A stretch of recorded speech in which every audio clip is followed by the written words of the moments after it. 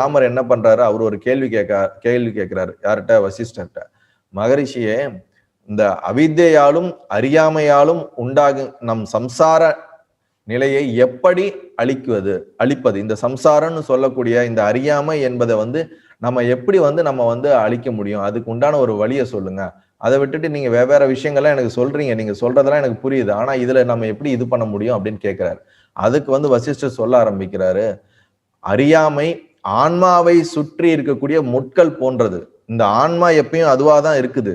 இந்த சம்சாரம், இந்த அறியாமை அதை சுத்தி ஒரு மறைப்பு, எப்படி ஒரு மூடு பனி வானத்தை மறைச்சிருக்கிற மாதிரி இது மறைச்சிருக்குதானே தவிர அது உண்மையானது கிடையாது. முதல்ல நம்ம எல்லாருக்குள்ளயும் அவர் ராமருக்கு சொல்லக்கூடிய விஷயம் என்னன்னா, நான் ஞானமடைய வேண்டும், நான் முக்தி அடைய வேண்டும் அப்படிங்கிற ஒரு எண்ணத்தை ஆழமாக உனக்குள்ளே நீ அதையே தியானம் செய்ய வேண்டும் ராமா அப்படிங்கிறார். அதுதான் முதல்ல தேவைங்கிறார். எப்படி இந்த அறியாமையிலிருந்து வெளியே வர்றதுக்கு, நான் என் மனசுல இருந்து வெளியே வர்றதுக்கு உண்டான வழி என்னன்னு கேட்கும்போது, நீ உனக்குள்ள நான் மனதினால் பிடிபட்டு இருக்கிறேன், மனம் என்னை மயக்கி வைத்திருக்கின்றது, அல்லது நான் என்று எனக்குள்ளே ஒரு சுதந்திரமற்ற தன்மையில் நான் வாழ்ந்து கொண்டிருக்கிறேன், என் மனம் போன போக்கிலே வாழ்கிறது, என்னுடைய சூழ்நிலைகள் எதுவும் என் நிலையில் இல்லை, என்னுடைய கையில் இல்லை, என்னுடைய அறிவு முழுமையாக வேலை செய்யவில்லை. அப்படி என்றால் என்ன அர்த்தம்? நாம் இந்த சம்ஸ்கார பந்தத்துல சுற்றி கொண்டு இருக்கிறோம், மாட்டிக்கொண்டு இருக்கிறோம். அப்ப நீ நம்ம புரிஞ்சுக்க வேண்டியது என்னன்னா, நான் அந்த இறுதி சத்தியமான பிரம்மத்தை உணர வேண்டும், அல்லது ஆன்மாவை உணர வேண்டும், நான் அந்த பிரம்மத்தை உணர்ந்தே தீருவேன் என்ற அந்த ஒரு ஆழமான ஒரு சங்கல்பத்தை எடுத்துக்கொள், முக்தி அடைவேன் என்ற ஒரு சங்கல்பத்தை எடுத்து அதை நீ ஆழப்படுத்த வேண்டும், அதற்குண்டான செயலை நீ செய்து கொண்டே இருக்க வேண்டும். அப்படி செய்தால் மட்டும்தான் உனக்குள்ளே இருக்கக்கூடிய இந்த ஆசைகளினால் உருவாகக்கூடிய இந்த அறியாமை வெளியே போகும். இந்த அறியாமைக்கான மெயின் காசே என்ன சொல்றாருன்னா ஆசைதான்றார். நம்ம எல்லாரும் கேள்விப்பட்டிருப்போம், புத்தர் சொன்னதா கேள்விப்பட்டிருப்போம், ஆசைதான் அழிவுக்கு காரணம் அப்படின்னு. பல ஆயிரம் வருஷத்துக்கு முன்னாடி வசிஷ்டரே சொல்லியிருக்காரு, இந்த மனமானது ஆசைதான் அதோடைய ஒரு வெளிப்பாடாக இருக்குது, அந்த ஆசையை வச்சுக்கிட்டு தான் அது உயிரோட இருக்குது. இந்த ஆசைகளை நீ குறைத்தால் என்றாலே போதும், உன் மனம் தானாக என்ன ஓட்டங்களை குறைக்க ஆரம்பிக்குங்கிறார். எந்த அளவுக்கு நமக்கு ஆசை இருக்குதோ அந்த அளவுக்கு நமக்குள்ள என்ன ஓட்டங்கள் ரொம்ப விகாரமா இருக்குங்க. ஆசைகள் குறைய குறைய நம்ம வெளி உலகம் சார்ந்து இயங்க மாட்டோம். வெளியில இருக்கக்கூடிய ஒவ்வொரு பொருளுமே நம்மளை அப்படியே ஈர்த்துக்கிட்டே இருக்கும். இப்ப நீங்க ஒரு ரோட்ல நீங்க வண்டியில போறீங்கன்னாலும் ஒரு பொருளை பாக்குறீங்க, ஒரு விஷயத்த பாக்குறீங்கன்னா அதை பத்தின எண்ணங்கள் நமக்குள்ள தொடர்ந்து வந்துகிட்டே இருக்கும்.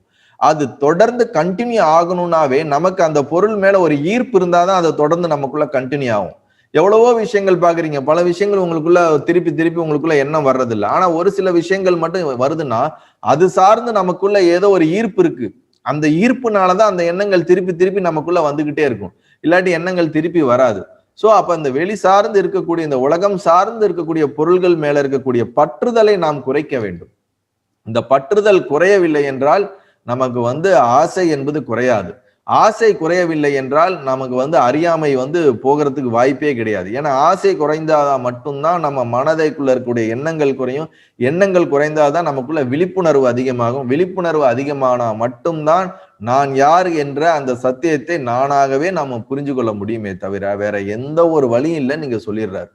ஏன்னா இந்த ஆசை தான் மனச கற்பனைகளை நிறைய உருவாக்கிக்கிட்டே இருக்குது. அந்த கற்பனைகளுக்குள்ளேயே இருக்கும்போது அதை தாண்டி வெளியே வரணும்னு நமக்கு எப்படி தெரியும்? நம்ம ஒரு கனவுக்குள்ள மாட்டிக்கிட்டோம், அந்த கனவுக்குள்ள இருந்து வெளியே வர தெரியல, ஆனா மாட்டிக்கிட்டோம்னு இருக்குது. இது நம்ம தான் உருவாக்கி இருக்க கனவுன்னு நமக்கு தெரியல. அந்த மாதிரிதான் இந்த ஆசைகள் நம்மளை தொடர்ந்து வெளி உலகம் சார்ந்து இன்னும் நிறைய சாதிக்கணும், இன்னும் நிறைய உலகத்துல அடையணும், இன்னும் நிறைய எனக்கு கடமைகள் இருக்கு, பொறுப்புகள் இருக்கு, இன்னும் இந்த உலகத்துல என்னென்னமோ பண்ணணும், நாம அதை நோக்கி ஓடிக்கிட்டே இருக்கிறோம். பகிர்முகமா வெளிநோக்கி ஓடிக்கிட்டே இருக்கிறோம். சோ வெளிநோக்கி ஓடிக்கிட்டே இருக்க இருக்க இருக்க நமக்கு எண்ண ஓட்டங்கள் அதிகமாகும். மனதில் இந்த சுகதுக்கங்கள் அதிகமா இருக்கும். வெறும் சுகம் மட்டும் வராது, சுகத்துக்கு உண்டான துக்கங்களும் வரும். ரெண்டும் கலந்து வந்துகிட்டே இருக்கும். அதனால வெளி உலகம் சார்ந்து இயங்குவது, பொருட்களில் மேல் இருக்கக்கூடிய ஈர்ப்பை குறைக்க வேண்டும் அப்படிங்கிறது இங்க ரொம்ப ரொம்ப தெளிவா அவர் சொல்றாரு. மனசுல இருக்கக்கூடிய வாசனைகளை நீக்கினாலே நீ யார் என்று நீ புரிந்து கொள்வாய். மனதில் இருக்கக்கூடிய வாசனைகளை நீக்கினாலே ஆன்மாதான் இருக்கிறது, அதுதான் எல்லாத்தையும் பிரகாசப்படுத்துகிறது என்பதை உன்னால் புரிஞ்சு கொள்ள முடியும் ராமா அப்படின்னு வசிஷ்டர் ராமருக்கு சொல்றாரு. நல்லது.